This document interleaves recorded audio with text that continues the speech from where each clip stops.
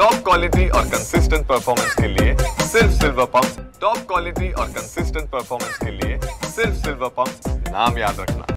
आपल्यासोबत all India panther सेनेचे दीपक केदार आहेत।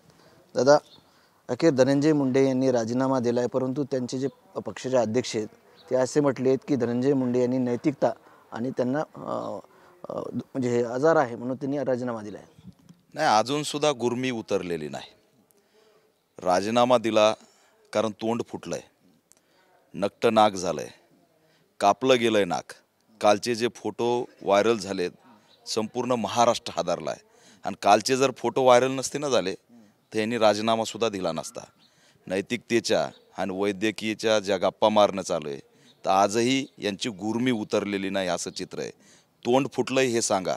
आणि मोठ्या प्रमाणात संतोष देशमुखवर जो अन्याय झाला, आम्ही भाषणात मांडत होतो महिनाभरापूर्वी की संतोष देशमुखला पाणी मागितल्यावर लघवी केलेली आहे, त्यावेळेस लोक म्हणले असं होतं का?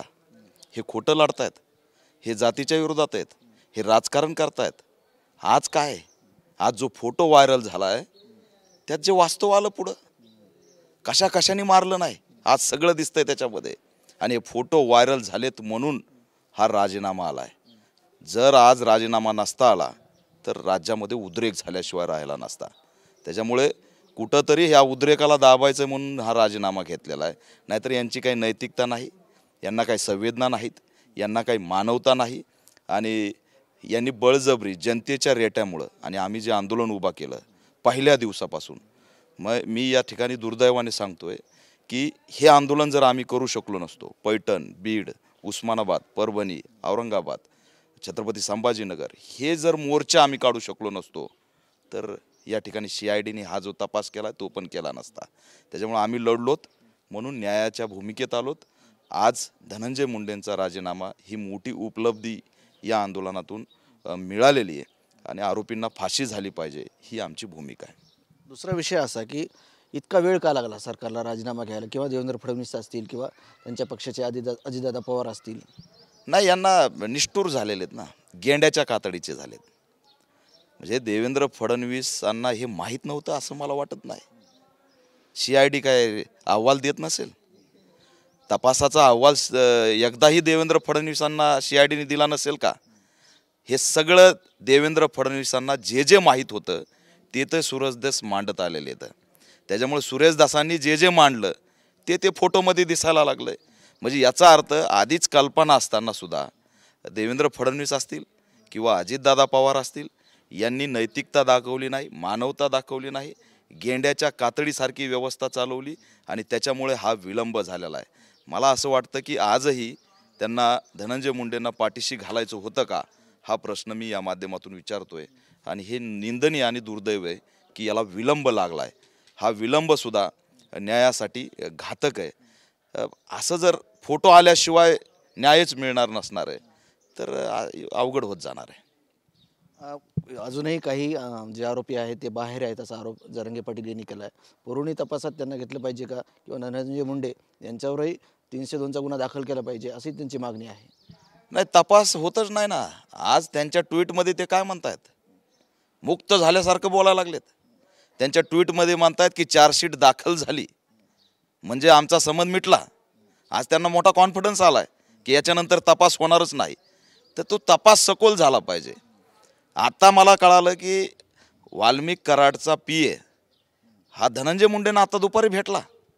म्हणजे आताही तुम्ही वाल्मिक कराडच्या संपर्कात आहेत, आताही तुम्ही वाल्मिक कराडची पाठराखण करतायत, आताही तुम्हाला वाल्मिक कराड संदेश पाठवतोय। म्हणजे तुम्ही करायला काय निघालात?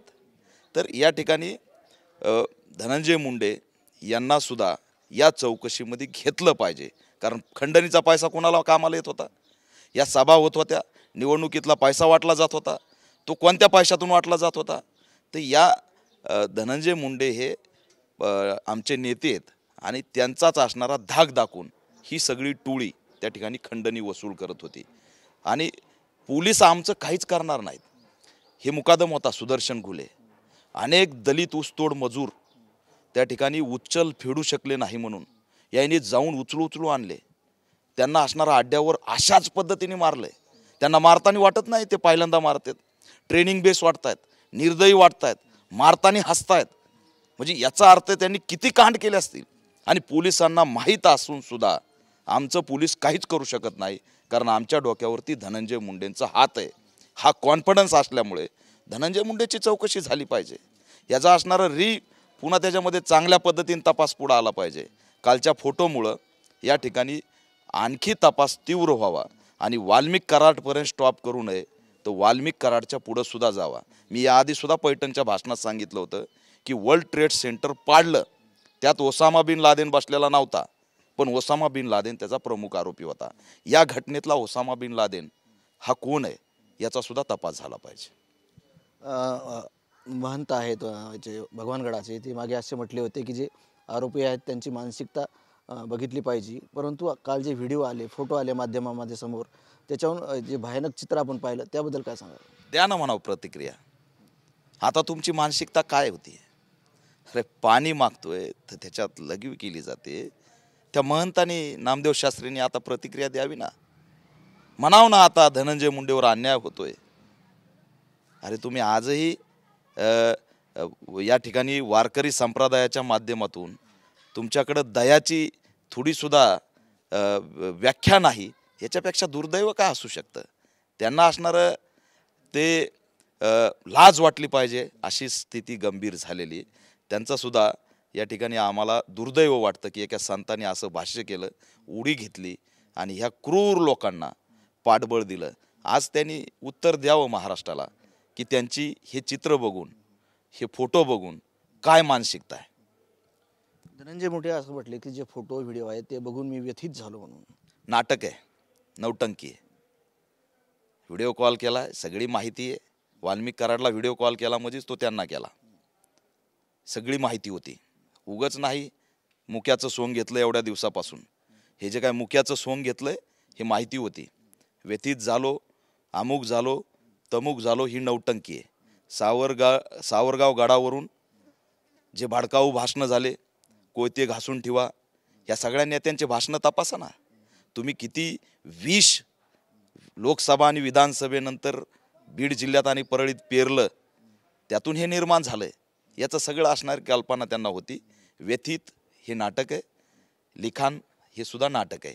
त्यांनी जी फेसबुकला पोस्ट केली ना, त्यांच्यात जर हिंमत असेल तर त्यांनी कमेंट ओपन करून पोस्ट करावी. कमेंट लॉक करून धनंजय मुंडेंनी पोस्ट केली, कारण त्यांचं या ठिकाणी चेहरा उघडा पडलेला. मी म्हणलं ना तुम्हाला, तोंड फुटलंय, नाक कापलं गेलंय, सगळं माहीत असताना ते असणारे सरकारला ब्लॅकमेल करत होते. कधी जातीच्या नावावर, कधी नामदेव शास्त्रीच्या नावावर, कधी दंगलीच्या धमक्या देऊन. त्या ठिकाणी देवेंद्र फडणवीस असतील मुख्यमंत्री, अजित पवार जे राष्ट्रीय अध्यक्ष त्यांच्या पक्षाचे ते असतील, त्या दोघांनाही ते ब्लॅकमेल करत होते. आणि त्यांना वाटलं की मी जसा परळीचा डॉन आहे तसा मी या महाराष्ट्राचा सुद्धा डॉन होईल आणि या राज्य सरकारला मी ब्लॅकमेल करेल आणि माझा राजीनामा होणार नाही. परंतु कालचे फोटो बाहेर आले, आमच्या आंदोलनाचा दणका बसला. ते कुटुंब त्या ठिकाणी लढलं. अरे कोण होतं लढायला सुरुवातीला? आम्ही 4 चौघं, त्या संतोष देशमुखचे 2 लेकरं. आणि आज राडण्यासाठी ठीक आहे सगळे आलेत, त्यांचं स्वागत आहे. हे पोचलेत कुणी हे सुद्धा महत्त्वाचं आहे. म्हणाले होते ना शरदचंद्र पवार साहेब की धनंजय मुंडेंना कोणत्या कोणत्या प्रकरणातून मी वाचवलंय. त्यांनी वाचवलं नसतं हे घडलं असतं. पण सगळ्यांनी मिळून या ठिकाणी मानवतेची आणि संवेदनाची भूमिका घेतली नाही. काय फोटो आहेत. मला खैरलांजीची आठवण झाली.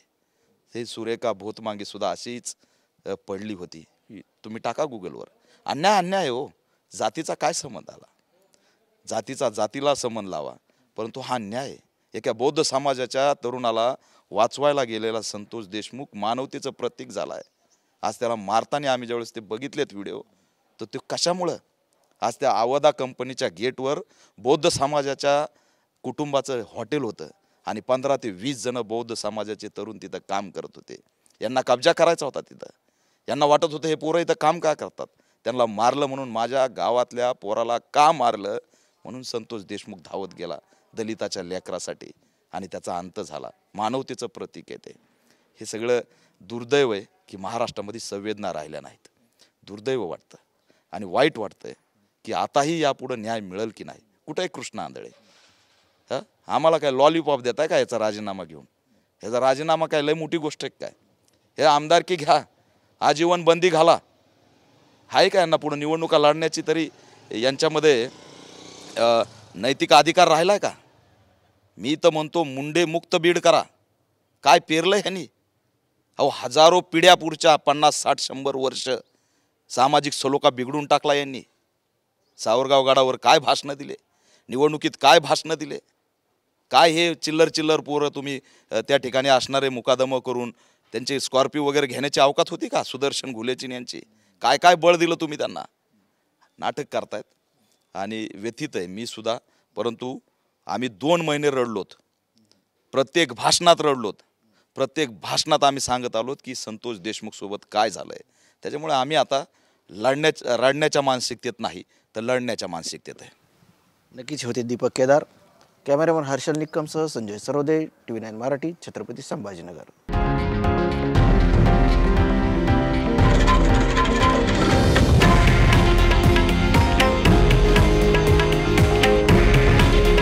हे आहे देशातील नंबर 1 न्यूज नेटवर्क आणि आपण पाहत आहात TV9 मराठी.